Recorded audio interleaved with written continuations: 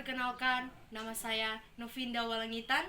Saya mahasiswa Fakultas Keperawatan Universitas Pembangunan Indonesia Manado. Pada kesempatan ini, saya akan menjelaskan beberapa masalah-masalah yang ada dalam kehamilan. Seperti masalah kehamilan yang pertama yaitu diabetes gestasional. Pengertian diabetes gestasional ini yaitu diabetes yang muncul pada masa kehamilan dan hanya berlangsung hingga proses melahirkan. Kondisi ini dapat terjadi di usia kehamilan berapapun, namun berlangsung di minggu ke-24 sampai 28 masa kehamilan. Gejala diabetes gestasional ini sering muncul ketika kadar gula dalam darah melonjak atau biasa disebut hiperglikemia. Di antaranya seperti sering merasa haus, frekuensi buang air kecil yang meningkat, mulut terasa kering, tubuh mudah lelah, dan penglihatan yang buram. Penyebab diabetes gestasional ini yang pertama karena kelebihan berat badan saat lahir yang disebabkan oleh tingginya kadar gula dalam darah.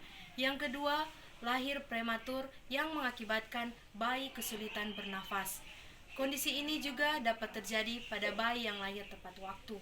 Yang ketiga, lahir dengan gula darah rendah atau hipoglikemia akibat produksi insulin yang tinggi.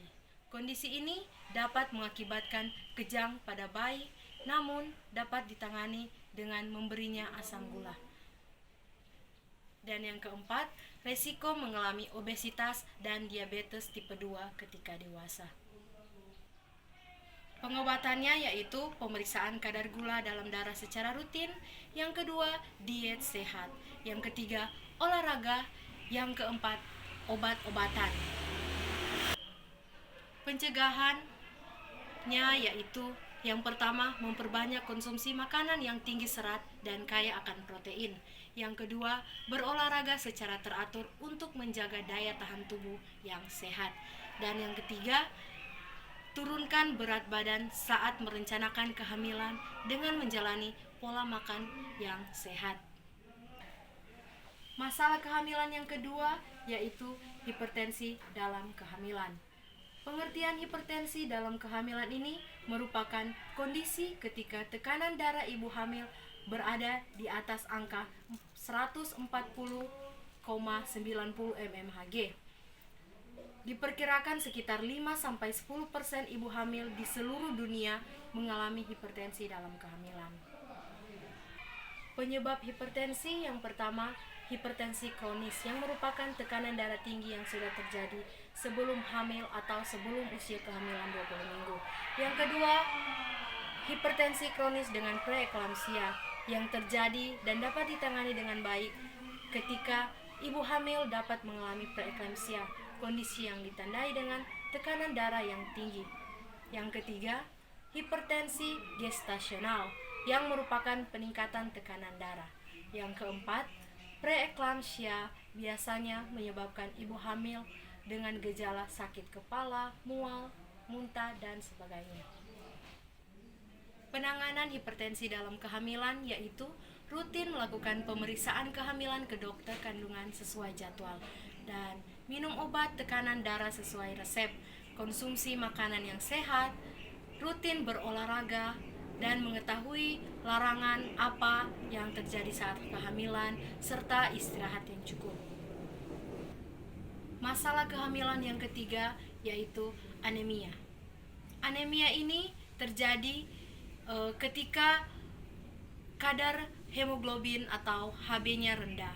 Pemeriksaan darah pada umumnya yang dilakukan pada saat pemeriksaan kehamilan yang pertama, kemudian dilakukan 1 kali lagi setelah kehamilan.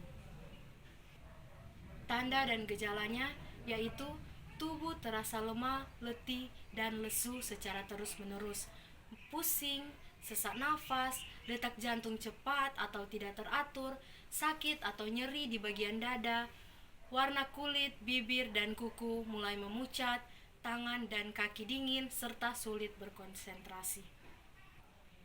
Cara mencegah anemia pada ibu hamil, yang pertama, makan makanan yang bergizi dan bernutrisi seperti daging, ayam, ikan, sayur, dan buah-buahan. Yang kedua, mengkonsumsi vitamin C lebih banyak seperti jeruk, stroberi, kiwi, brokoli, dan lain-lain. Yang ketiga, minum suplemen yang mengandung vitamin C seperti suplemen zat besi, buah, dan sayur yang segar. Masalah kehamilan yang keempat yaitu hiperemesis gravidarum, yang mempunyai arti hiperemesis gravidarum itu mual dan muntah yang muncul secara berlebihan selama masa kehamilan. Mual awal sebenarnya normal, namun pada hiperemesis gravidarum ini mual dan muntah dapat terjadi sepanjang hari dan beresiko menimbulkan dehidrasi. Penyebab hiperemesis gravidarum. Yang pertama, baru pertama kali mengandung. Yang kedua, mengandung anak kembar. Yang ketiga, memiliki anggota keluarga yang pernah mengalami hiperemesis gravidarum. Yang keempat, mengalami hiperemesis gravidarum pada kehamilan sebelumnya. Yang kelima, mengalami obesitas. Yang keenam, mengalami hamil anggur.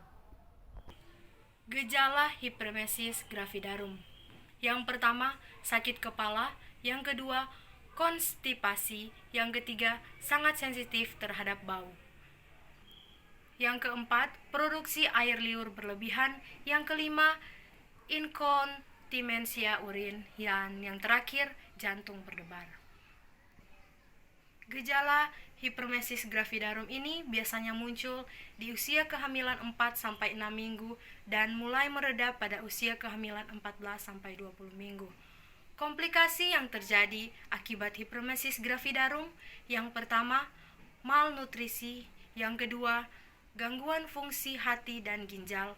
Yang ketiga, mual, muntah darah yang disebabkan oleh perdarahan di kerongkongan akibat muntah yang terjadi secara terus-menerus. Dan yang keempat, cemas dan depresi. Pencegahan hiperemesis gravidarum. Yang pertama, memperbanyak istirahat. Yang kedua, mengkonsumsi makanan yang tinggi protein, rendah lemak, dan bertekstur halus agar mudah ditelan dan dicerna. Yang ketiga, mengkonsumsi makanan dalam porsi yang kecil namun sering. Yang keempat, memperbanyak minum air putih untuk mencegah dehidrasi. Yang kelima, mengkonsumsi suplemen kehamilan untuk mencakup kebutuhan vitamin. Dan yang terakhir, menggunakan aromaterapi untuk mengurangi mual di pagi hari. Itulah penjelasan saya terkait masalah-masalah yang ada pada kehamilan.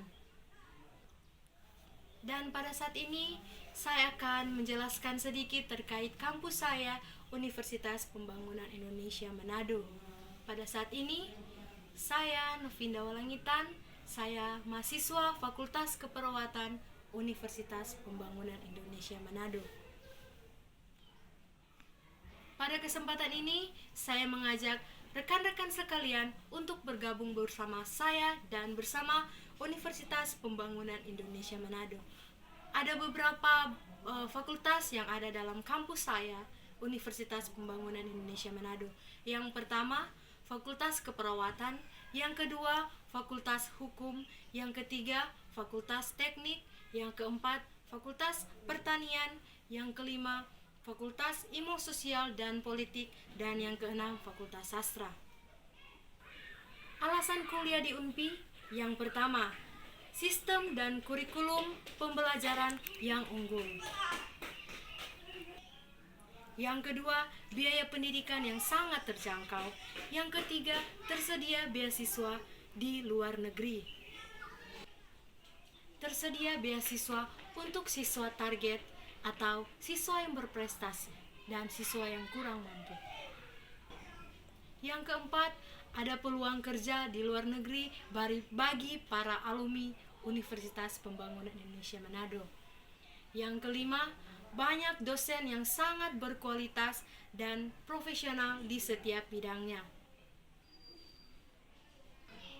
Yang keenam, banyak fasilitas kampus yang sangat memuaskan.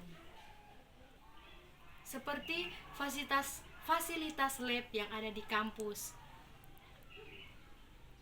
Yang ketujuh, lokasi kampus kami sangat strategis dan terletak di pusat kota di Kota Manado. Tunggu apa lagi? Ayo bergabung bersama kami di Universitas Pembangunan Indonesia Manado. Saya Novinda Walangitan, pamit undur diri, salam sehat.